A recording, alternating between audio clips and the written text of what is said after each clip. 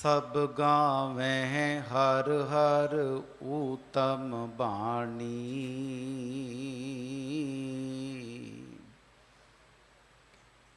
गाविया सुनिया तिन का हर थाएं पावै।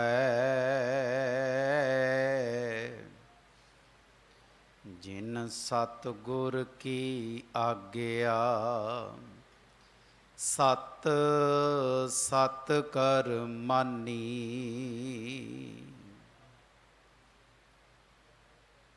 तू चौ सज्जन मैंडिया डेई सिस उतार। नैन महिंजे तरस दे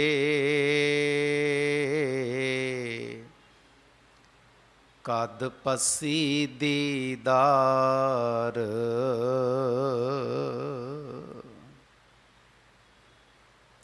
बादशाह दरवेश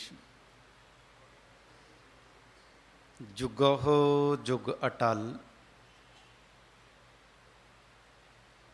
छतर चवर तख्त दे मालक।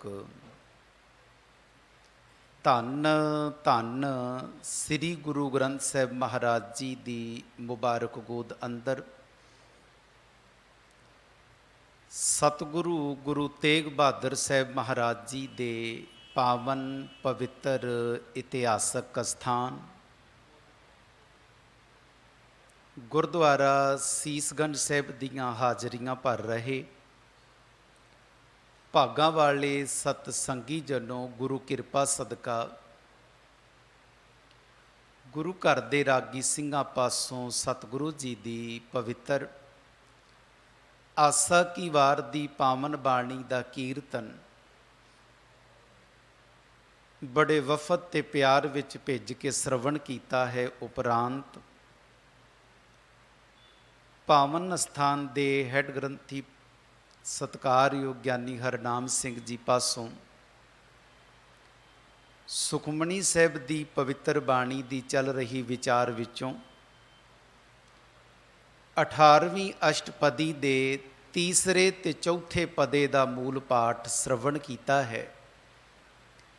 आओ लवो सतगुरु दे चरनां दा ओट आसरा। पवित्र बाणी विचों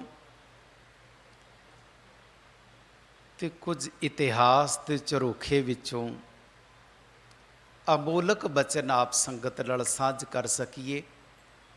सो मन बिरती इकागर कर सतगुरु दे चरनां विच लवावो हाजरी। बाद अब चुकाओ गुरु चरनां विच सीस। फतेह परवानो आखो जी वाहिगुरू जी का खालसा वाहिगुरू जी की फतेह। सारी दी सारी 18 नंबर अष्टपदी विच गुरु अर्जन साहिब महाराज जी ने सतगुरु दी वडियाई कीती है। आपां कल दे दीवान विच श्लोक दी विचार श्रवण कीती। सत पुरख जिन जानिया सतगुर तिसका नाउ। संपूर्ण अष्टपदी विच सतगुरु दी वडियाई है ते अज दे तीसरे ते चौथे पदे विच भी धन गुरु अर्जन साहिब महाराज सतगुरु दी वडियाई कर रहे हैं।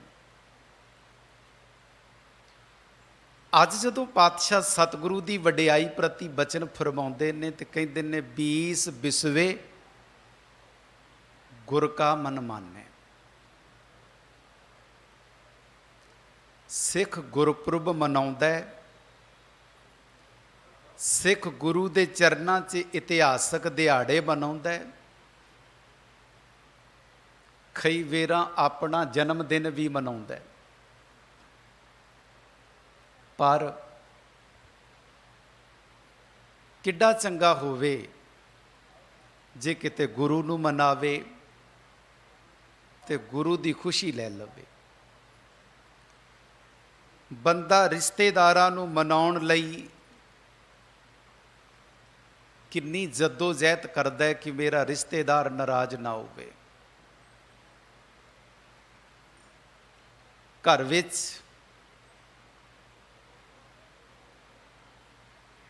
ਅਖੰਡ ਪਾਠ ਸਾਹਿਬ ਰਖਵਾਇਆ, ਸੰਪੂਰਨਤਾ ਹੋਈ ਹੈ ਤੇ ਉਧਰੋਂ ਜਵਾਈ ਵੀ ਆਇਆ ਹੈ। ਹੁਣ ਜਵਾਈ ਨਾਰਾਜ਼ ਨਾ ਹੋ ਜਾਏ, ਜਵਾਈ ਮੰਨਿਆ ਰਹਿ ਜਾਏ, ਉਹਦੇ ਵਾਸਤੇ ਸਹੁਰਾ ਪਰਿਵਾਰ ਉਹ ਕਰਮ ਵੀ ਕਰਨ ਲੱਗ ਪੈਂਦਾ ਜਿਹੜਾ ਕਰਨ ਯੋਗ ਨਹੀਂ। ਹਜੇ ਅਖੰਡ ਪਾਠ ਸਾਹਿਬ ਵਾਲੇ ਕਮਰੇ 'ਚੋਂ ਚੰਦੋਵਾ ਨਹੀਂ ਉਤਰਿਆ ਹੁੰਦਾ, ਉਸ ਤੋਂ ਪਹਿਲਾਂ ਹੀ ਟੇਬਲ ਤੇ ਗਲਾਸੀ ਸਿੱਧੀ ਹੋ ਜਾਂਦੀ ਹੈ। ਕਾਰਨ ਜਵਾਈ ਮੰਨਿਆ ਰਹਿ ਜਾਏ, ਬਸ ਜਵਾਈ ਨਾਰਾਜ਼ ਨਾ ਹੋ ਜਾਏ। ਸਿੱਖ ਗੁਰਪੁਰਬ ਵੀ ਮਨਾਉਂਦਾ ਹੈ, ਰਿਸ਼ਤੇਦਾਰਾਂ ਨੂੰ ਵੀ ਮਨਾਉਣ ਤੁਰਿਆ, ਪਰ ਸਤਿਗੁਰੂ ਕਹਿੰਦੇ ਕਦੇ ਗੁਰੂ ਨੂੰ ਵੀ ਤੇ ਮਨਾ। ਗੁਰੂ ਨੂੰ ਮਨਾਉਣਾ ਕੀ ਹੈ? ਗੁਰੂ ਦੀ ਖੁਸ਼ੀ ਲੈਣਾ ਹੈ। ਤੇ ਪਾਤਸ਼ਾਹ ਫਰਮਾਉਂਦੇ ਨੇ, ਜੇ ਤੂੰ ਸੱਚ ਵਿੱਚ ਪੂਰਨ ਤੌਰ ਤੇ ਗੁਰੂ ਨੂੰ ਮਨਾ ਲਵੇਂ, 20 ਬਿਸਵੇ, 20 ਬਿਸਵੇ ਦਾ ਅੱਖਰੀ ਅਰਥ ਹੈ ਪੂਰਨ ਤੌਰ ਤੇ, ਹਰ ਪੱਖੋਂ ਸੰਪੂਰਨ। 20 ਬਿਸਵੇ ਗੁਰ ਕਾ ਮਨ ਮਾਨੈ, ਜਿਹੜਾ ਸੇਵਕ ਆਪਣੇ ਸਤਿਗੁਰੂ ਨੂੰ ਆਪਣੇ ਹਿਰਦੇ ਦੀ ਸ਼ਰਧਾ ਦਾ ਪੂਰਨ ਤੌਰ ਤੇ ਯਕੀਨ ਦਿਵਾ ਦਿੰਦਾ ਹੈ, ਸਤਿਗੁਰੂ ਨੂੰ ਭਰੋਸਾ ਹੋ ਜਾਏ ਕਿ ਸੱਚ ਵਿੱਚ ਇਹ ਸਿੱਖ ਸੰਪੂਰਨ ਹੈ, ਗੁਰੂ ਨੂੰ ਯਕੀਨ ਦਿਵਾ ਦੇਵੇ ਔਰ ਗੁਰੂ ਦਾ ਸਿੱਖ ਦੇ ਉੱਤੇ ਮਨ ਮੰਨ ਜਾਏ।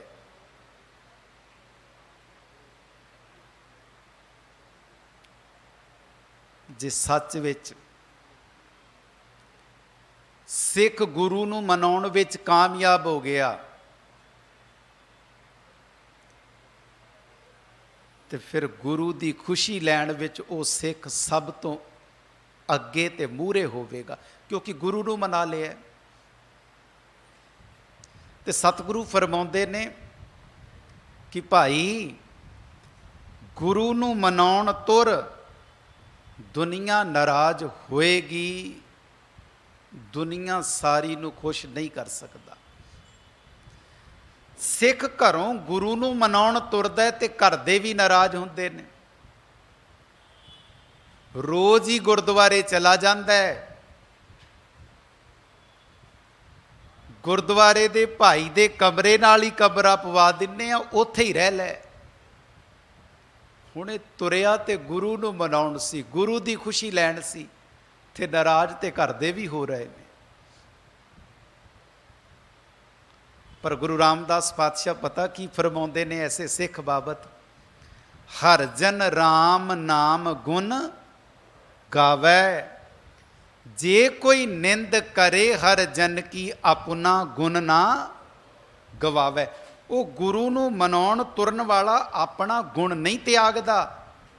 ਜਿੰਨਾ ਮਰਜ਼ੀ ਘਰ ਦੇ ਬੋਲ ਲੈਣ, ਜਿੰਨਾ ਮਰਜ਼ੀ ਆਲਾ ਦੁਆਲਾ ਬੋਲੇ, ਜਿੰਨਾ ਮਰਜ਼ੀ ਰਿਸ਼ਤੇਦਾਰ ਬੋਲੇ, ਉਹ ਆਪਣਾ ਇਹ ਚੰਗਾ ਗੁਣ ਨਹੀਂ ਛੱਡਦਾ, ਉਸ ਗੁਣ ਨੂੰ ਪਕੜ ਕੇ ਰੱਖਦਾ ਹੈ।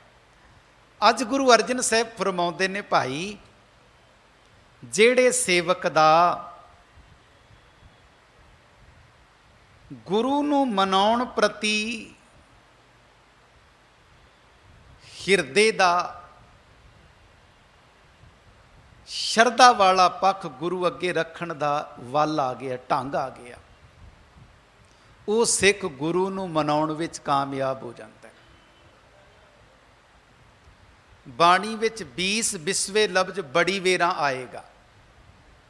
ਅੱਖਰੀ ਅਰਥ ਹੋਏਗਾ ਪੂਰਨ ਤੌਰ ਤੇ, ਮੁਕੰਮਲ ਤੌਰ ਤੇ।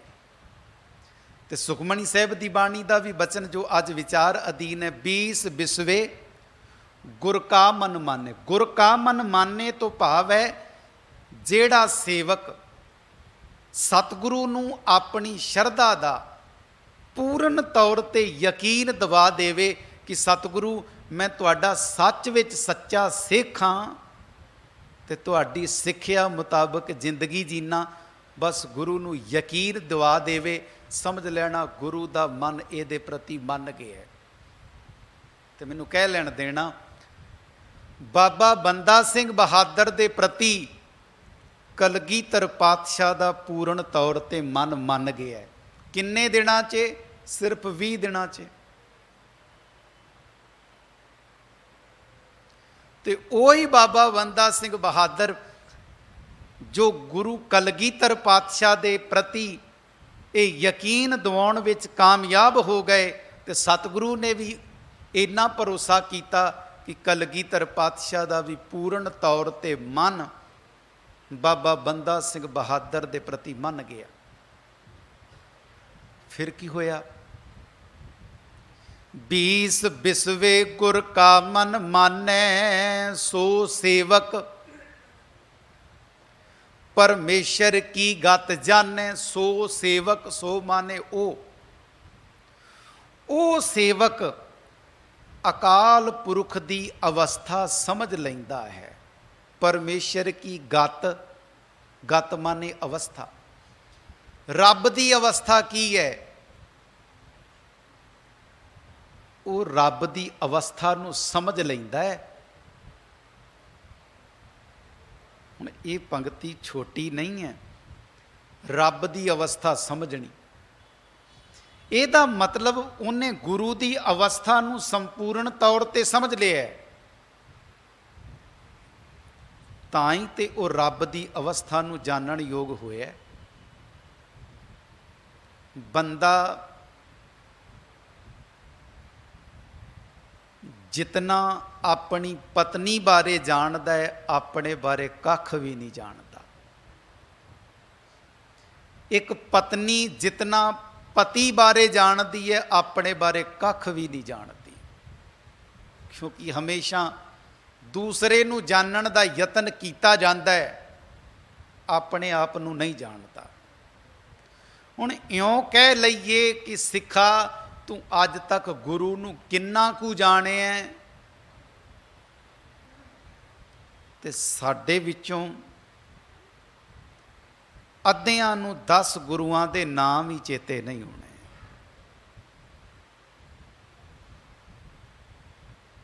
ਜੇ ਅਸੀਂ ਗੁਰੂ ਨੂੰ ਨਹੀਂ ਜਾਣਿਆ ਤੇ ਰੱਬ ਨੂੰ ਕਦੋਂ ਜਾਣਨ ਦਾ ਯਤਨ ਕਰਾਂਗੇ? ਕਿਉਂਕਿ ਗੁਰੂ ਨਹੀਂ ਤੇ ਜਣਾਉਣਾ ਹੈ ਪਰਮਾਤਮਾ ਨੂੰ, ਗੁਰੂ ਨਹੀਂ ਸਮਝਾਉਣਾ ਹੈ ਰੱਬ ਬਾਰੇ। ਤੇ ਜੇ ਗੁਰੂ ਨੂੰ ਜਾਣਨ ਲਈ ਸਿੱਖ ਤੁਰਿਆ ਨਹੀਂ, ਫਿਰ ਰੱਬ ਨੂੰ ਕਦੋਂ ਜਾਣੇਗਾ?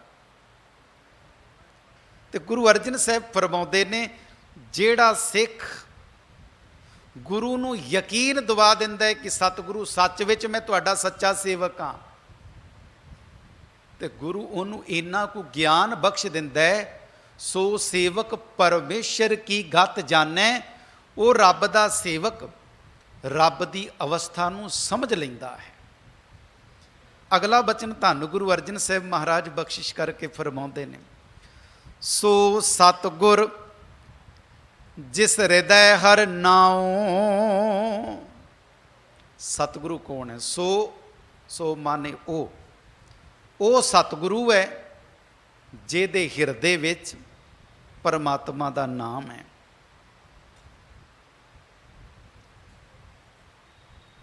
ਆਪਾਂ ਸਾਹਿਬਾਂ ਦੀ ਬਾਣੀ ਵਿੱਚੋਂ ਹੀ ਪੜ੍ਹਦੇ ਹਾਂ ਵੀ ਪਰਮਾਤਮਾ ਦਾ ਨਾਮ ਸਤਿਗੁਰੂ ਦੇ ਹਿਰਦੇ ਵਿੱਚ ਵਸਦਾ ਹੈ। ਤੇ ਗੁਰੂ ਕੀ ਕਰਦਾ ਹੈ? ਉਸੇ ਨਾਮ ਨੂੰ ਹੀ ਸਿੱਖ ਦੇ ਸਰੀਰ ਵਿੱਚੋਂ ਪ੍ਰਗਟ ਕਰ ਦਿੰਦਾ। ਨੌ ਨਿਧ ਅੰਮ੍ਰਿਤ ਪ੍ਰਭ ਕਾ ਨਾਮ ਦੇਹੀ ਮੈਂ ਇਸਕਾ ਵਿਸ਼ਰਾਮ। ਪਰਮਾਤਮਾ ਦੇ ਨਾਮ ਦਾ ਵਾਸਾ ਕਿੱਥੇ ਹੈ? ਬੰਦੇ ਦੇ ਸਰੀਰ ਵਿੱਚ। ਤੇ ਗੁਰੂ ਕੀ ਕਰਦਾ ਹੈ? ਉਹ ਨਾਮ ਜਿਹੜਾ ਇਨਸਾਨ ਦੇ ਹਿਰਦੇ ਵਿੱਚ ਹੈ, ਗੁਰੂ ਉਹਨੂੰ ਪ੍ਰਗਟ ਕਰ ਦਿੰਦਾ। ਕਿੱਦਾਂ ਕਰਦਾ ਹੈ? ਉਹੀ ਪਰਮਾਤਮਾ ਦਾ ਨਾਮ ਗੁਰੂ ਦੇ ਹਿਰਦੇ ਵਿੱਚ ਵੀ ਵਸਦਾ ਹੈ। ਸੋ ਸਤਿਗੁਰ ਉਹ ਹੈ ਸਤਿਗੁਰੂ ਜਿਸ ਹਿਰਦੈ ਹਰ ਨਾਉ, ਜਿਹਦੇ ਹਿਰਦੇ ਵਿੱਚ ਪਰਮਾਤਮਾ ਦਾ ਨਾਮ ਟਿਕਿਆ। ਤੇ ਸਿੱਖਾ, ਜਦੋਂ ਤੂੰ ਗੁਰੂ ਕੋਲ ਆਏਗਾ ਤੇ ਗੁਰੂ ਕੋਲ ਕੀ ਹੈ? परमात्मा का नाम। तो सतगुरु तेरी झोली की पाउणगे? परमात्मा का नाम। तो ये नाम की है? सारियां बीमारियां की दवाई है। दुनिया विच ज्यों-ज्यों दवाइयां वध रही ने, त्यों-त्यों रोज़ दे नवे रोग भी वध रहे हैं।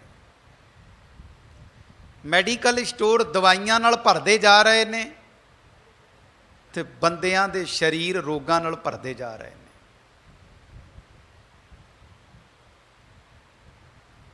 निता प्रति रोज़ नवी दवाई आ रही है, निता प्रति रोज़ नवे रोग पैदा हो रहे। फिर हुंदा की है?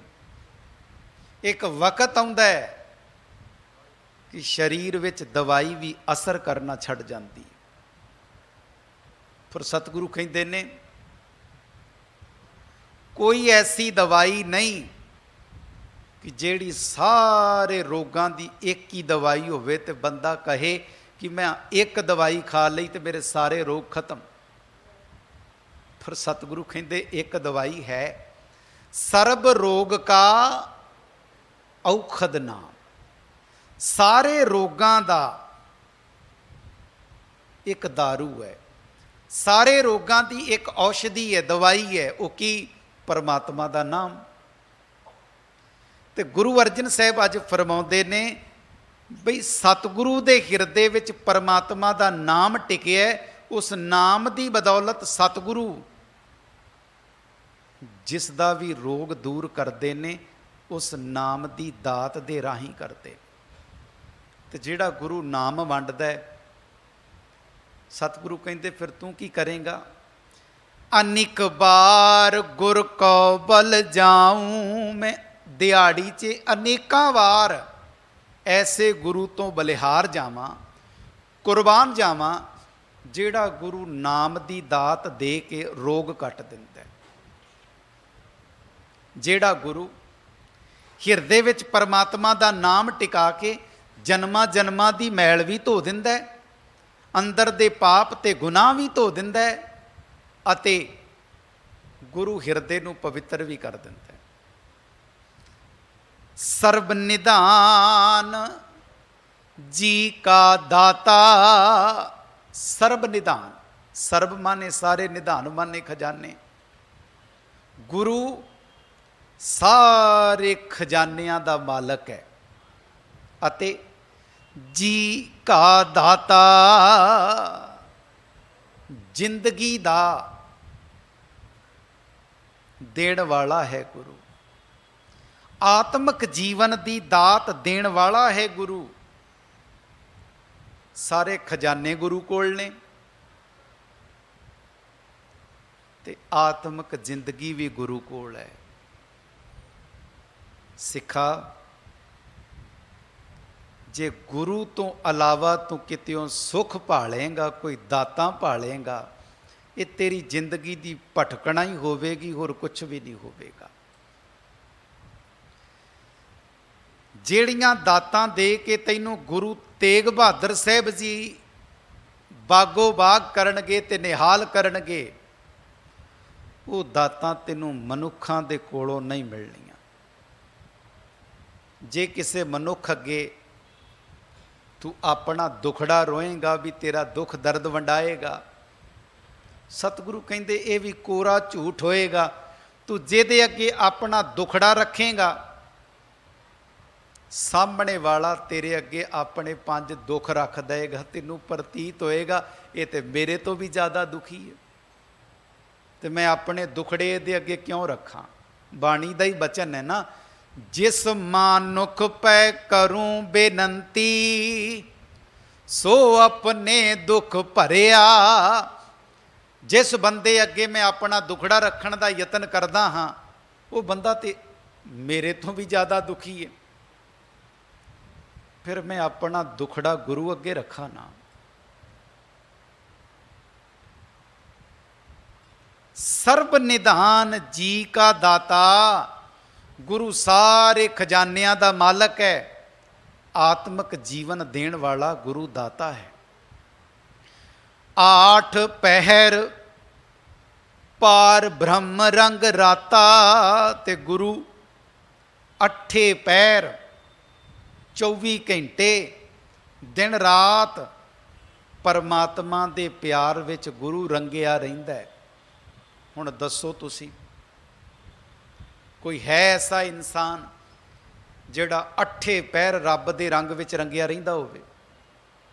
ਸਿੱਖਾ, ਤੂੰ ਗੁਰੂ ਕੋਲ ਸਵੇਰੇ ਆ, ਦੁਪਹਿਰੇ ਆ, ਸ਼ਾਮ ਨੂੰ ਆ, ਰਾਤ ਨੂੰ ਆ, ਅੰਮ੍ਰਿਤ ਵੇਲੇ ਆ, ਜਦੋਂ ਮਰਜ਼ੀ ਆ, ਤੈਨੂੰ ਪ੍ਰਤੀਤ ਹੋਏਗਾ ਮੈਂ ਉਸ ਗੁਰੂ ਕੋਲ ਆਇਆ ਜਿਹੜਾ ਅੱਠੇ ਪੈਰ ਰੱਬ ਦੇ ਰੰਗ ਵਿੱਚ ਰੰਗਿਆ ਹੋਇਆ ਹੈ। ਗੁਰੂ ਗ੍ਰੰਥ ਸਾਹਿਬ ਤੋਂ ਇਲਾਵਾ ਦੁਨੀਆ ਦਾ ਬਣਿਆ ਹੋਇਆ ਸਰੀਰ ਗੁਰੂ ਕਦੇ ਅੱਠੇ ਪੈਰ ਰੱਬ ਦੇ ਰੰਗ ਵਿੱਚ ਨਹੀਂ ਰੰਗਿਆ ਰਹਿ ਸਕਦਾ। ਸਰੀਰ ਦਾ ਦੁੱਖ ਹੋਏਗਾ ਤੇ ਉਹ ਦੁਖੀ ਹੋ ਜਾਏਗਾ, ਤੇ ਗੁਰੂ ਤੇ ਕਦੇ ਦੁਖੀ ਨਹੀਂ ਹੁੰਦਾ। 8 ਪਹਿਰ ਪਾਰ ਬ੍ਰਹਮ ਰੰਗ ਰਾਤਾ, ਗੁਰੂ ਅੱਠੇ ਪੈਰ ਰੱਬ ਦੇ ਰੰਗ ਵਿੱਚ ਰੰਗਿਆ ਰਹਿੰਦਾ। ਤੇ ਇਹ ਵੀ ਗੱਲ ਪੱਕੀ ਹੈ, ਜਿਹੜਾ ਆਪ ਅੱਠੇ ਪੈਰ ਰੱਬ ਦੇ ਰੰਗ ਵਿੱਚ ਰੰਗਿਆ ਹੋਏਗਾ ਉਹ ਦੂਸਰਿਆਂ ਨੂੰ ਵੀ ਰੱਬ ਦੇ ਰੰਗ ਵਿੱਚ ਹੀ ਰੰਗੇਗਾ। ਕਦੇ ਤੁਹਾਨੂੰ ਇਉਂ ਪ੍ਰਤੀਤ ਹੋਇਆ ਕਿ ਮੈਂ ਸਵੇਰੇ ਗੁਰੂ ਕੋਲ ਗਿਆ ਤੇ ਮੈਂ ਰੰਗਿਆ ਗਿਆ, ਤੇ ਦੁਪਹਿਰੇ ਗਿਆ ਗੁਰੂ ਤੇਗ ਬਹਾਦਰ ਸਾਹਿਬ ਦੇ ਦਰ ਤੇ ਮੈਨੂੰ ਰੰਗ ਨਹੀਂ ਚੜਿਆ? ਜਿਹੜਾ ਗੁਰੂ ਕੋਲ ਆਉਂਦਾ, ਗੁਰੂ ਉਹਨੂੰ ਪਰਮਾਤਮਾ ਦੇ ਨਾਮ ਦੇ ਰੰਗ ਦੇ ਵਿੱਚ ਵੀ ਰੰਗਦਾ ਤੇ ਆਪਣੇ ਪਿਆਰ ਦੇ ਰੰਗ ਵਿੱਚ ਵੀ ਰੰਗਦਾ। ਜਿਹੜਾ ਆਪ ਰੰਗਿਆ ਹੈ ਉਹੀ ਤਾਂ ਦੂਸਰੇ ਨੂੰ ਰੰਗਦਾ ਹੈ। ਅਗਲੀ ਪੰਕਤੀ 'ਚ ਸਤਿਗੁਰੂ ਫਰਮਾਉਂਦੇ ਨੇ, ਬ੍ਰਹਮ ਮੈਂ ਜਨ, ਜਨ ਮੈਂ ਪਾਰ ਬ੍ਰਹਮ। ਜਨ ਮਾਨੇ ਸੇਵਕ, ਸੇਵਕ ਤੋਂ ਭਾਵ ਹੈ ਗੁਰੂ। ਗੁਰੂ ਵਿੱਚ ਪਰਮਾਤਮਾ ਹੈ। ਬ੍ਰਹਮ ਮੈਂ ਜਨ, ਰੱਬ ਦੇ ਵਿੱਚ ਗੁਰੂ ਟਿਕਿਆ ਹੋਇਆ। ਜਨ ਮੈਂ ਪਾਰ ਬ੍ਰਹਮ, ਜਨ ਮਾਨੇ ਸੇਵਕ, ਸੇਵਕ ਮਾਨੇ ਗੁਰੂ। ਗੁਰੂ ਵਿੱਚ ਪਰਮਾਤਮਾ ਟਿਕਿਆ ਹੋਇਆ, ਭਾਵ ਗੁਰੂ ਤੇ ਪਰਮਾਤਮਾ ਇੱਕ ਨੇ। ਇਸ ਲਈ ਆਪਾਂ ਬਾਣੀ ਚੋਂ ਪੜ੍ਹਦੇ ਹਾਂ ਨਾ, ਗੁਰ ਪਰਮੇਸ਼ਰ ਏਕੋ ਜਾਣ। ਗੁਰੂ ਨੂੰ ਤੇ ਪਰਮਾਤਮਾ ਨੂੰ ਇੱਕ ਜਾਣੀ। ਤੇ ਕੀ ਅਸੀਂ ਸੋਚਦੇ ਹਾਂ ਕਿ ਮੈਂ ਸੱਚ ਵਿੱਚ ਗੁਰੂ ਕੋਲ ਬੈਠਾ ਤੇ ਰੱਬ ਕੋਲ ਬੈਠਾ ਹਾਂ? ਸਿੱਖਾ, ਤੂੰ ਤਾਂ ਪ੍ਰਤੱਖ ਗੁਰੂ ਕੋਲ ਬੈਠਾ ਹੈ, ਔਰ ਤੈਨੂੰ ਤਾਂ ਸੱਚ ਵਿੱਚ ਇੰਨਾ ਕੁ ਦ੍ਰਿੜ ਵਿਸ਼ਵਾਸੀ ਹੋਣਾ ਚਾਹੀਦਾ ਕਿ ਮੈਂ ਤਾਂ ਆਪਣੇ ਵਾਹਿਗੁਰੂ ਦੇ ਕੋਲ ਬੈਠਾ ਹਾਂ।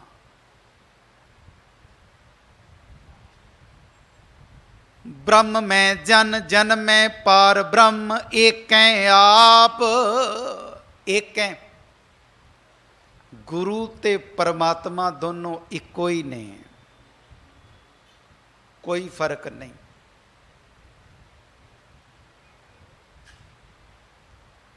ਨਹੀਂ ਕਛ ਭਰਮ, ਗੁਰੂ ਅਰਜਨ ਸਾਹਿਬ ਮਹਾਰਾਜ ਫਰਮਾਉਂਦੇ ਨੇ, ਸਿੱਖਾ ਇਸ ਗੱਲ ਦਾ ਕੋਈ ਭਰਮ ਭੁਲੇਖਾ ਨਾ ਰੱਖੀ ਕਿ ਗੁਰੂ ਵਿੱਚ ਤੇ ਪਰਮਾਤਮਾ ਵਿੱਚ ਕੋਈ ਫਰਕ ਹੈ।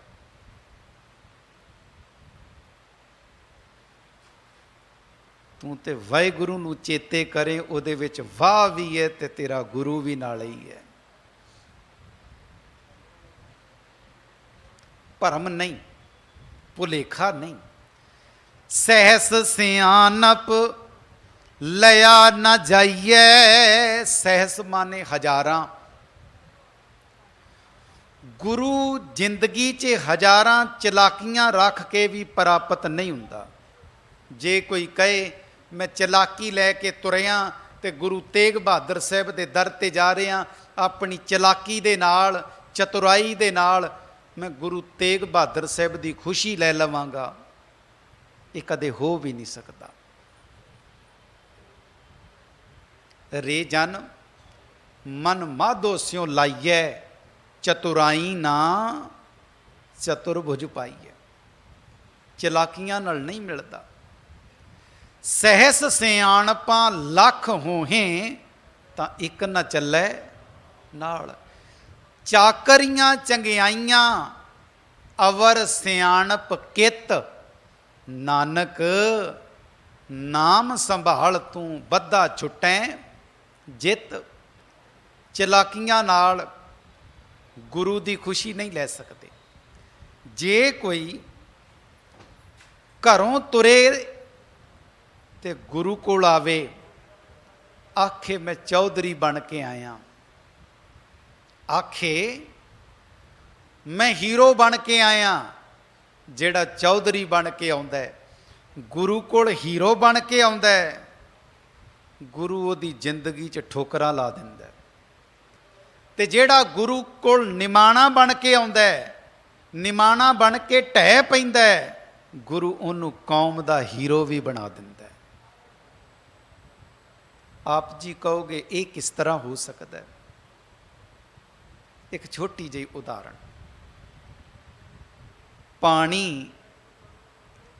जिथे जांदा है उथों दा नां अपने नां नाल जोड़ लैंदा है।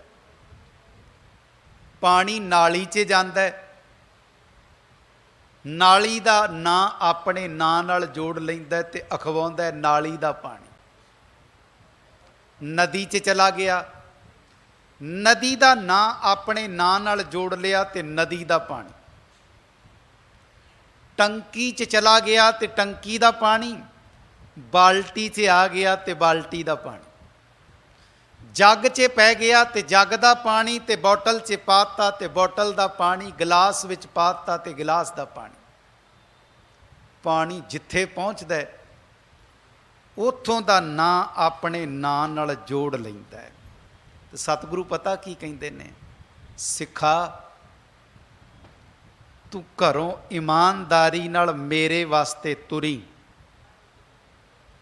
घरों तू सिख बन के तुरेंगा ते गुरु कोल आएगा। फिर की होएगा?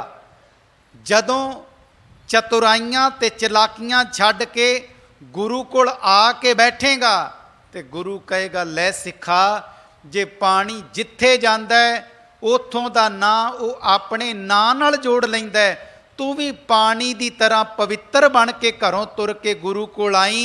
घरों तुरिया सी ते सिख सी, गुरु कोल बैठिया ते तू गुरसिख हो गया। गुरु ने अपना नां तेरे नां नाल जोड़ के तैनू भी वडियाई दे दी। पर चलाकियां नाल गुरु नहीं मिलता। अज गुरु अर्जन साहब समझाउंदे ने, सहस सियाणप लिया ना जाइए। सहस माने हजारां, हजारां चलाकियां क्यों ना होण, गुरु प्राप्त नहीं हुंदा। मिलदा किवें है? नानक ऐसा गुर वड भागी पाई है। हे नानक, ऐसा गुरु वड्डे भागां नाल प्राप्त हुंदा है। हुण वड्डे भागां दे प्रति भी दुविधा बना लई। दुविधा की बना लई कि मेरे वड्डे भाग होणगे ते मैं गुरुद्वारे जावांगा, मेरे वड्डे भाग होणगे ते मैं अंम੍ਰਿਤ छकांगा, मेरे वड्डे भाग होणगे ते मैं गुरु दी सिੱਖੀ कमावांगा। कदे बंदे ने कहा कि मेरे घर दा सिलेंडर मुक्या, वड्डे भाग होणगे ते सिलेंडर भरेगा, मैं बुक नहीं कराउणा। कदे एसी जवाब दे जाए ते बंदे ने कहा मेरे वड्डे भाग होणगे ते मेरा एसी आपे कूलिंग देगा, मैं मकैनिक नूं नहीं बुलाउणा। पता है भी डाढी गर्मी पैंदी है, मुड़ के पसीनों पसीनी होना पैना। उदों नहीं वेट करदा, उदों वड्डे भागां दा इंतजार नहीं करदा। पर जदों धर्म कमाउणा हुंदा है, कहंदा जी वड्डे भाग होणगे ते गुरुद्वारे जावांगे, साडे वड्डे भाग नहीं। हुण चाहीदा की सी?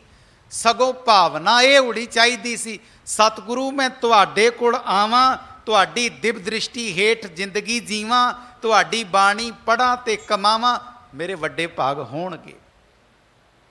हुण बच्चा कहे मेरे वड्डे भाग होणगे ते मैं क्लास विचों पास होवांगा, पर मैं पढ़ाई नहीं करनी, तो की उहदे वड्डे भाग होणगे?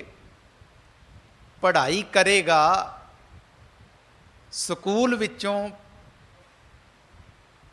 टीचर वालों पढ़ाया होया लैसन कंप्लीट करेगा ਤਾਂ ਹੀ ਤਾਂ ਗਿਆਨ ਆਏਗਾ। ਉਸ ਗਿਆਨ ਨੇ ਉਹਨੂੰ ਪੇਪਰ ਵਿੱਚੋਂ ਸਫਲਤਾ ਦੇਣੀ ਹੈ। ਸਿੱਖਾ, ਤੂੰ ਗੁਰੂ ਕੋਲ ਆ, ਤੇਰੇ ਵੱਡੇ ਭਾਗ ਹੋਣਗੇ। ਤੂੰ ਅੰਮ੍ਰਿਤ ਦੀ ਦਾਤ ਲੈ, ਤੇਰੇ ਵੱਡੇ ਭਾਗ ਹੋਣਗੇ। ਤੂੰ ਘਰ ਬੈਠਿਆਂ ਸੋਚੇ ਕਿ ਵੱਡੇ ਭਾਗ ਹੋਣਗੇ ਤੇ ਗੁਰਦੁਆਰੇ ਜਾਵਾਂਗਾ, ਇੱਦਾਂ ਖੇਡ ਨਹੀਂ ਬਣਨੀ। ਤੂੰ ਗੁਰੂ ਕੋਲ ਆ, ਤੇਰੇ ਵੱਡੇ ਭਾਗ ਜ਼ਰੂਰ ਹੋਣਗੇ। ਅਗਲੇ ਪਦੇ ਵਿੱਚ ਗੁਰੂ ਅਰਜਨ ਸਾਹਿਬ ਮਹਾਰਾਜ ਬਖਸ਼ਿਸ਼ ਕਰਕੇ ਫਰਮਾਉਂਦੇ ਨੇ ਗੁਰੂ ਦੀ ਵਡਿਆਈ। ਸਫਲ ਦਰਸ਼ਨ ਪੇਖਤ ਪੁਨੀਤ, ਐਸੇ ਗੁਰੂ ਦਾ ਦਰਸ਼ਨ। ਪੇਖਤ ਮਾਨੇ ਵੇਖਦਿਆਂ ਸਾਰ, ਪੁਨੀਤ ਮਾਨੇ ਪਵਿੱਤਰ। ਗੁਰੂ ਦਾ ਦੀਦਾਰ ਕੀਤਿਆਂ ਮਨੁੱਖ ਦਾ ਜੀਵਨ ਪਵਿੱਤਰ ਹੋ ਜਾਂਦਾ ਹੈ। ਦੋ ਬਚਨ ਨੇ, ਸਫਲ ਦਰਸ਼ਨ। ਗੁਰੂ ਦਾ ਦਰਸ਼ਨ ਫਲ ਦੇਣ ਵਾਲਾ ਹੈ, ਸਫਲਤਾ ਦੇਣ ਵਾਲਾ ਹੈ, ਕਾਮਯਾਬੀ ਦੇਣ ਵਾਲਾ ਹੈ, ਇਹਦੇ 'ਚ ਕੋਈ ਦੋ ਰਾਏ ਨਹੀਂ। ਸਿੱਖ ਅੰਮ੍ਰਿਤ ਵੇਲੇ ਇਸ਼ਨਾਨ ਪਾਨ ਕਰਕੇ ਗੁਰੂ ਤੇਗ ਬਹਾਦਰ ਸਾਹਿਬ ਦੇ ਦਰ 'ਤੇ ਹਾਜ਼ਰੀ ਭਰਨ ਆਉਂਦਾ ਹੈ। ਗੁਰੂ ਕਹਿੰਦਾ, ਜਾ, ਅੱਜ ਦਾ ਤੇਰਾ ਦਿਨ ਸਫਲਾ ਹੋ ਗਿਆ। ਤੂੰ ਮੇਰੇ ਕੋਲ ਆਇਆ, ਤੇਰਾ ਆਉਣਾ ਹੀ ਸਫਲਾ ਨਹੀਂ ਹੋਇਆ, ਤੇਰਾ ਅੱਜ ਦਾ ਸਾਰਾ ਦਿਨ ਹੀ ਸਫਲ ਹੋ ਗਿਆ। ਸਫਲ ਦਰਸ਼ਨ, ਗੁਰੂ ਦਾ ਦਰਸ਼ਨ, ਗੁਰੂ ਦਾ ਦਰਸ਼, ਗੁਰੂ ਦਾ ਦੀਦਾਰ ਦਿਨ ਨੂੰ ਸਫਲਾ ਕਰ ਦਿੰਦਾ ਹੈ, ਜ਼ਿੰਦਗੀ 'ਚ ਸਫਲਤਾ ਬਖਸ਼ ਦਿੰਦਾ ਹੈ। ਪੇਖਤ ਪੁਨੀਤ, ਪੇਖਤ ਮਾਨੇ ਵੇਖਣਾ। ਗੁਰੂ ਦਾ ਦੀਦਾਰ ਵੇਖਿਆ, ਗੁਰੂ ਦਾ ਦਰਸ਼ਨ ਕੀਤਿਆਂ ਜੀਵਨ ਪਵਿੱਤਰ ਹੋ ਜਾਂਦਾ ਹੈ। ਅਗਲਾ ਬਚਨ ਸਤਿਗੁਰੂ ਫਰਮਾਉਂਦੇ ਨੇ, ਪਰ ਸਤ ਚਰਨ ਗਤ ਨਿਰਮਲ ਰੀਤ। ਪਰ ਸਤ ਮਾਨੇ ਛੂਣਾ, ਸਪਰਸ਼ ਕਰਨਾ। ਚਰਨ ਮਾਨੇ ਪੈਰ। ਗੁਰੂ ਦੇ ਚਰਨ ਸਪਰਸ਼ ਕੀਤਿਆਂ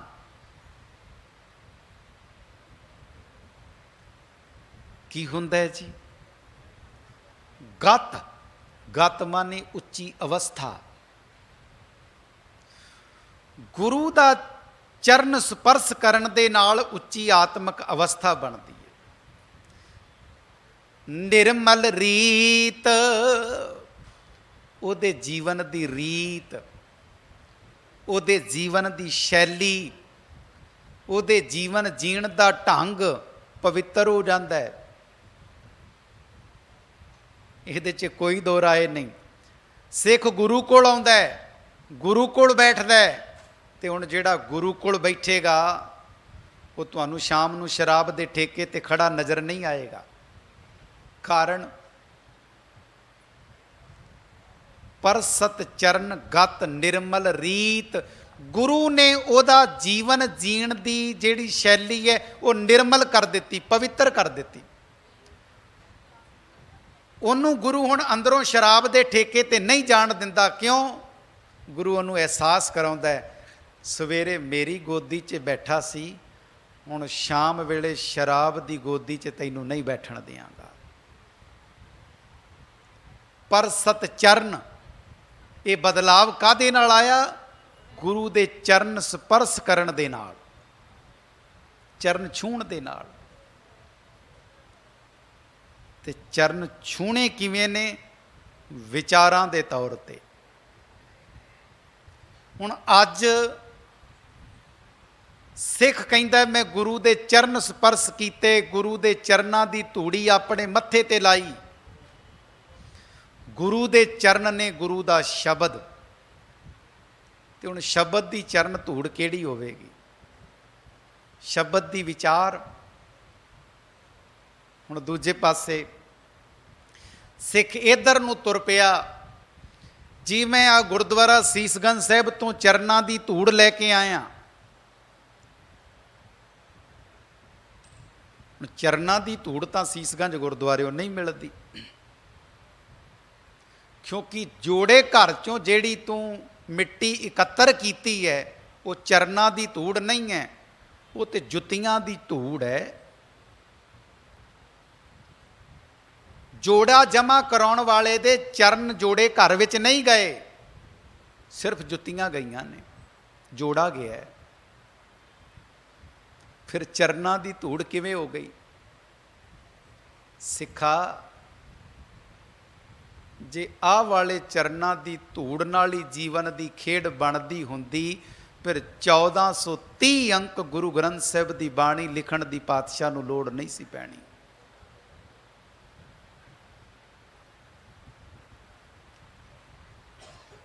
ਤੇਰੇ ਲਈ ਗੁਰੂ ਦੇ ਚਰਨ ਸਪਰਸ਼ ਕਰਨੇ ਸਨ ਸ਼ਬਦ ਗੁਰੂ ਦੇ।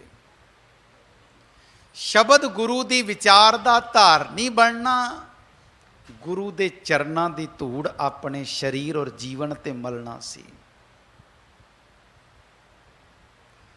ਤੇ ਸਤਿਗੁਰੂ ਸਮਝਾਉਂਦੇ ਨੇ, ਪਰ ਸਤ ਚਰਨ ਗਤ ਨਿਰਮਲ ਰੀਤ ਭੇਟਤ ਸੰਗ। ਭੇਟਤ ਮਾਨੇ ਮਿਲਣਾ, ਸੰਗ ਮਾਨੇ ਸਾਥ। ਜਿਸ ਨੂੰ ਗੁਰੂ ਦਾ ਸੰਗ ਮਿਲ ਜਾਏ, ਰਾਮ ਗੁਣ ਰਵੇ। ਗੁਰੂ ਦੀ ਸੰਗਤ ਕੀਤਿਆਂ, ਗੁਰੂ ਦਾ ਸੰਗ ਪ੍ਰਾਪਤ ਕਰਕੇ ਪਰਮਾਤਮਾ ਦੇ ਗੁਣ ਗਾ ਸਕੀਦੇ ਹਨ, ਰੱਬ ਦੇ ਗੁਣ ਗਾ ਸਕਦੇ ਹਾਂ। ਜੇ ਗੁਰੂ ਦਾ ਸਾਥ ਮਿਲੇਗਾ ਤੇ ਕੀ ਹੋਏਗਾ? ਆਪਾਂ ਹੁਣ ਅੰਮ੍ਰਿਤ ਵੇਲੇ ਤੋਂ ਗੁਰੂ ਪਾਤਸ਼ਾਹ ਦੇ ਦਰਬਾਰ ਦੀ ਹਾਜ਼ਰੀ ਭਰ ਰਹੇ ਹਾਂ, ਤੇ ਕੀ ਹੋ ਰਿਹਾ ਹੈ? ਰੱਬ ਦੇ ਹੀ ਗੁਣ ਗਾ ਰਹੇ ਹਾਂ ਨਾ, ਉਸ ਪਰਮਾਤਮਾ ਦੀ ਵਡਿਆਈ ਕਰ ਰਹੇ ਹਾਂ। ਇੱਕੋ ਇੱਕ ਦਰ ਹੈ ਜਿੱਥੇ ਸਿਰਫ ਤੇ ਸਿਰਫ ਰੱਬ ਦੀ ਵਡਿਆਈ ਹੀ ਹੁੰਦੀ ਹੈ। ਤੇ ਫਿਰ ਬੇਨਤੀ ਕਰਾਂ, ਮੇਰਾ ਗੁਰੂ ਪਰਮਾਤਮਾ ਦੀ ਵਡਿਆਈ ਗਾਉਣ ਲਈ ਪ੍ਰੇਰਦਾ ਹੈ। ਤੇ ਸਿੱਖਾ, ਅੱਜ ਦੀ ਅਸ਼ਟਪਦੀ 18ਵੀਂ ਦੇ ਤੀਸਰੇ ਤੇ ਚੌਥੇ ਪਦੇ 'ਚ ਸਤਿਗੁਰੂ ਦੀ ਵਡਿਆਈ ਕਰਦਿਆਂ ਗੁਰੂ ਅਰਜਨ ਸਾਹਿਬ ਸਮਝਾਉਂਦੇ ਨੇ, ਰੱਬ ਵਿੱਚ ਤੇ ਗੁਰੂ ਵਿੱਚ ਕੋਈ ਫਰਕ ਨਾ ਜਾਣੀ। ਤੇ ਆ ਦੇਖ, ਕੋਈ ਮੰਦਰ ਵਿੱਚ ਜਾਏ ਤੇ ਉਹਨੂੰ ਪ੍ਰਤੀਤ ਹੁੰਦਾ ਹੈ ਇੱਥੇ ਮੰਦਰ ਦਾ ਪੁਜਾਰੀ ਮੁਖੀ ਹੈ। ਕੋਈ ਚਰਚ ਵਿੱਚ ਜਾਂਦਾ ਹੈ ਤੇ ਉੱਥੇ ਚਰਚ ਦਾ ਪਾਦਰੀ ਮੁਖੀ ਹੈ। ਕੋਈ ਮਸਜਿਦ ਵਿੱਚ ਜਾਂਦਾ ਹੈ, ਮਸਜਿਦ ਦਾ ਇਮਾਮ ਮੁਖੀ ਹੈ। ਪਰ ਜਦੋਂ ਕੋਈ ਗੁਰਦੁਆਰੇ ਆਉਂਦਾ ਹੈ, ਉਹਨੂੰ ਪ੍ਰਤੀਤ ਹੁੰਦਾ ਹੈ ਇੱਥੇ ਗ੍ਰੰਥੀ ਮੁਖੀ ਨਹੀਂ, ਪ੍ਰਬੰਧਕ ਮੁਖੀ ਨਹੀਂ, ਇੱਥੇ ਸਿਰਫ ਤੇ ਸਿਰਫ ਧੰਨ ਧੰਨ ਸ੍ਰੀ ਗੁਰੂ ਗ੍ਰੰਥ ਸਾਹਿਬ ਮਹਾਰਾਜ ਮੁਖੀ ਨੇ।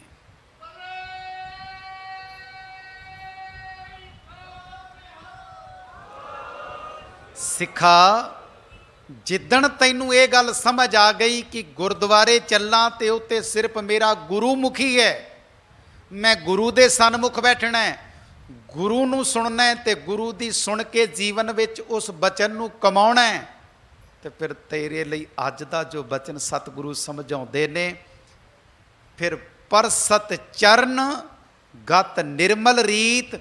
ਫਿਰ ਗੁਰੂ ਦੇ ਚਰਨ ਸਪਰਸ਼ ਕੀਤਿਆਂ ਤੇਰੀ ਉੱਚੀ ਆਤਮਿਕ ਅਵਸਥਾ ਬਣ ਜਾਏਗੀ ਤੇ ਤੇਰੇ ਜੀਵਨ ਦੀ ਰਹੁ ਰੀਤੀ ਵੀ ਨਿਰਮਲ ਹੋ ਜਾਏਗੀ। ਤੇਰੇ ਜੀਵਨ ਦਾ ਢੰਗ ਬੜਾ ਪਵਿੱਤਰ ਹੋ ਜਾਏਗਾ। ਅਗਲਾ ਬਚਨ ਸਤਿਗੁਰੂ ਫਰਮਾਉਂਦੇ ਨੇ, ਭੇਟਤ ਸੰਗ ਰਾਮ ਗੁਣ ਰਵੇ। ਜਿਹੜਾ ਗੁਰੂ ਦਾ ਸੰਗ ਪ੍ਰਾਪਤ ਕਰਦਾ ਹੈ, ਗੁਰੂ ਦੀ ਸੰਗਤ ਵਿੱਚ ਰਿਹਾ, ਪਰਮਾਤਮਾ ਦੇ ਗੁਣ ਗਾਉਣ ਵਾਲਾ ਹੋ ਜਾਂਦਾ ਹੈ। ਪਾਰ ਬ੍ਰਹਮ ਕੀ ਦਰਗਾਹ ਗਵੇ। ਤੇ ਜਿਹੜਾ ਗੁਰੂ ਦਾ ਸੰਗ ਪ੍ਰਾਪਤ ਕਰ ਲੈਂਦਾ, ਉਹ ਮਾਨੋ ਅਕਾਲ ਪੁਰਖ ਦੀ ਦਰਗਾਹ ਵਿੱਚ ਪਹੁੰਚ ਜਾਂਦਾ ਹੈ। ਮਰਨ ਤੋਂ ਬਾਅਦ ਨਹੀਂ, ਜੀਂਦਿਆਂ ਜੀ ਪਹੁੰਚ ਜਾਂਦਾ ਹੈ। ਜੀਂਦਿਆਂ ਜੀ ਉਹ ਆਪਣੀ ਜ਼ਿੰਦਗੀ ਨੂੰ ਸਵਰਗ ਬਣਾ ਲੈਂਦਾ ਹੈ। ਲੋਕੀ ਕਹਿੰਦੇ ਨੇ ਕਿ ਫਲਾਨਾ ਬੰਦਾ ਮਰੇਗਾ ਤੇ ਪੱਕਾ ਨਰਕਾਂ ਨੂੰ ਜਾਏਗਾ। ਜਾਂ ਤਾਂ ਕੋਈ ਨਰਕਾਂ ਵਿੱਚੋਂ ਜਿੰਦਾ ਧਰਤੀ ਤੇ ਆਇਆ ਹੋਵੇ ਤੇ ਉਹ ਦੱਸੇ ਵੀ ਉੱਪਰ ਨਰਕ ਕਿੱਦਾਂ ਦਾ ਹੈ, ਜਾਂ ਫਿਰ ਉੱਪਰਲੇ ਆਖੇ ਜਾਂਦੇ ਸਵਰਗ ਵਿੱਚੋਂ ਕੋਈ ਧਰਤੀ ਤੇ ਆਇਆ ਹੋਵੇ ਤੇ ਜਿਹੜਾ ਦੱਸੇ ਵੀ ਉੱਪਰ ਵਾਲੇ ਸਵਰਗ ਦੀ ਪਰਿਭਾਸ਼ਾ ਕਿੱਦਾਂ ਦੀ ਹੈ।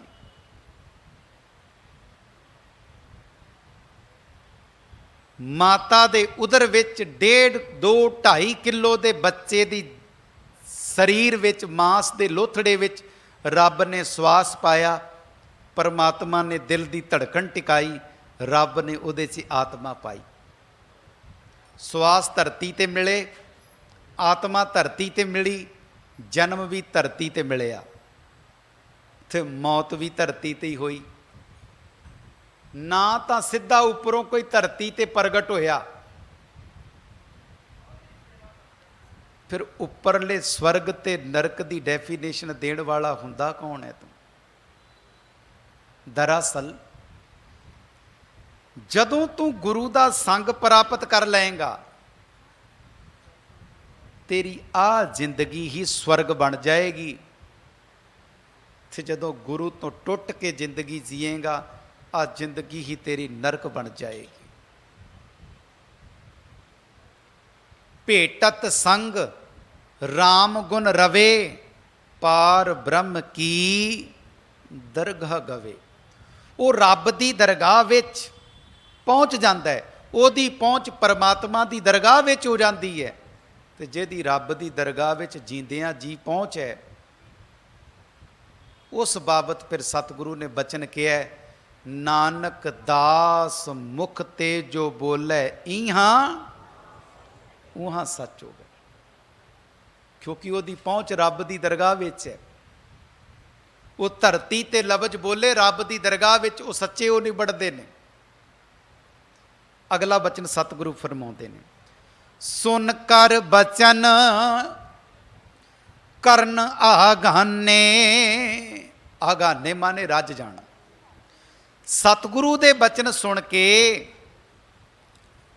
ਕੰਨ ਰੱਜ ਜਾਂਦੇ ਨੇ। ਹੁਣ ਸੋਚ ਕੇ ਦੇਖੋ, ਆਹ ਵਾਲਾ ਦਿਨ ਸਾਡੀ ਜ਼ਿੰਦਗੀ 'ਚ ਤੇ ਨਹੀਂ ਆਇਆ ਹਜੇ ਤੱਕ ਕਿ ਗੁਰੂ ਦੇ ਬਚਨ ਸੁਣ ਸੁਣ ਕੇ ਤੇ ਕੰਨ ਕਹਿਣ ਵੀ ਅੱਜ ਤੇ ਰੱਜ ਗਏ। ਇਹ ਤੇ ਦੁਨੀਆ ਦੀ ਨਿੰਦਾ ਚੁਗਲੀ ਸੁਣ ਕੇ ਰੱਜਦੇ ਨੇ, ਕਹਿੰਦੇ ਅੱਜ ਤੇ ਸਵਾਦ ਆ ਗਿਆ ਵੀ ਫਲਾਣੇ ਬਾਰੇ ਇੰਨਾ ਕੁਝ ਪਤਾ ਲੱਗ ਗਿਆ ਮੈਨੂੰ। ਪਰ ਗੁਰੂ ਬਾਰੇ ਕੱਖ ਨਹੀਂ ਸੁਣਨਾ ਚਾਹੁੰਦੇ ਕੰਨ। ਤੇ ਸਤਿਗੁਰੂ ਸਮਝਾਉਂਦੇ ਨੇ, ਇਹ ਸਰਵਣੋ ਮੇਰਿਓ ਸੱਚ ਹੈ ਸੁਣਨੇ ਨੂੰ ਪਠਾਏ। ਹੇ ਮੇਰੇ ਕੰਨੋਂ, ਪਰਮਾਤਮਾ ਨੇ ਸੱਚ ਸੁਣਨ ਵਾਸਤੇ ਤੁਹਾਨੂੰ ਧਰਤੀ ਤੇ ਭੇਜਿਆ। ਸੱਚ ਹੈ ਸੁਣਨੇ ਨੂੰ ਪਠਾਏ, ਸਰੀਰ ਲਾਏ ਸੁਣੋ ਸਤ ਬਾਣੀ। ਸੱਚ ਸੁਣਨ ਵਾਸਤੇ ਹੀ ਪਰਮਾਤਮਾ ਨੇ ਤੁਹਾਨੂੰ ਮੇਰੇ ਸਰੀਰ ਨਾਲ ਲਾਇਆ ਹੈ। ਇਸ ਲਈ ਹੇ ਕੰਨੋਂ, ਗੁਰੂ ਦੀ ਸੱਚੀ ਬਾਣੀ ਸੁਣੋ। ਸੁਨ ਕਰ ਬਚਨ ਕਰਨ ਆਘਾਨੇ। ਗੁਰੂ ਦੇ ਬਚਨ ਸੁਣ ਕੇ ਕੰਨ ਰੱਜ ਜਾਂਦੇ ਨੇ। ਉਹਦੇ ਕੰਨ ਗੁਰੂ ਦਾ ਬਚਨ ਸੁਣ ਕੇ ਰੱਜਣਗੇ ਜਿਸ ਨੂੰ ਮਨ ਕਰਕੇ ਗੁਰੂ ਦੇ ਬਚਨਾਂ ਨਾਲ ਪਿਆਰ ਹੋ ਗਿਆ। ਤੇ ਜਿਹੜਾ ਮਨ ਬਚ ਕਰਮ ਰਸ ਕਸਹਿ ਲੁਭਾਨਾ, ਮਨ ਕਰਕੇ ਬਚਨਾ ਕਰਕੇ ਕਰਮਾਂ ਕਰਕੇ ਜਿਹੜਾ ਦੁਨੀਆ ਦੇ ਰਸ ਕਸ ਵਿੱਚ ਮਫਰੂਸ ਹੈ, ਸਤਿਗੁਰੂ ਕਹਿੰਦੇ ਉਹਦਾ ਮਨ ਥੋੜੀ ਰੱਜੇਗਾ, ਉਹਦੇ ਕੰਨ ਥੋੜੀ ਰੱਜਣਗੇ ਗੁਰੂ ਕਾ ਬਚਨ ਸੁਣ ਕੇ। ਉਹਦੇ ਕੰਨ ਤਾਂ ਗੁਰੂ ਦੀ ਗੋਦ ਵਿੱਚ ਬੈਠ ਕੇ ਵੀ ਅੰਦਰੋਂ ਬੋਲਦੇ ਹੋਏ ਮਨ ਦੀ ਆਵਾਜ਼ ਸੁਣਦੇ ਹੋਣਗੇ, ਉਹ ਗੁਰੂ ਦੇ ਬਚਨ ਨਹੀਂ ਸੁਣ ਸਕਦੇ। ਸੁਨ ਕਰ ਬਚਨ ਕਰਨ ਆਗਾਨੇ, ਮਨ ਸੰਤੋਖ ਆਤਮ ਪਤੀਆਂ ਨੇ। ਹੁਣ ਗੁਰੂ ਦੇ ਬਚਨ ਸੁਣੇ, ਸੁਣ ਕੇ ਕਮਾਏ ਤੇ ਮਨ 'ਚ ਕੀ ਆਏਗਾ? ਸੰਤੋਖ ਪੈਦਾ ਹੋਏਗਾ। ਮਨ ਸੰਤੋਖ। ਆਤਮ ਪਤੀਆਂ ਨੇ, ਉਹਦੀ ਆਤਮਾ ਪਰਮਾਤਮਾ ਦੇ ਨਾਮ ਵਿੱਚ ਪਤੀਜ ਜਾਂਦੀ। ਆਤਮਾ ਭਿੱਜ ਜਾਂਦੀ ਹੈ। ਕਾਹਦੇ ਨਾਲ? ਗੁਰੂ ਦੇ ਬਚਨਾਂ ਨਾਲ। ਤੇ ਮਨ ਸੰਤੋਖੀ ਹੋ ਜਾਂਦਾ ਹੈ। ਤੇ ਜਦੋਂ ਤੱਕ ਬੰਦੇ ਦੇ ਮਨ 'ਚ ਸੰਤੋਖ ਨਹੀਂ ਆਇਆ, ਬੰਦਾ ਰੱਜਦਾ ਨਹੀਂ। ਬਿਨਾ ਸੰਤੋਖ ਨਹੀਂ ਕੋਊ ਰਾਜੈ।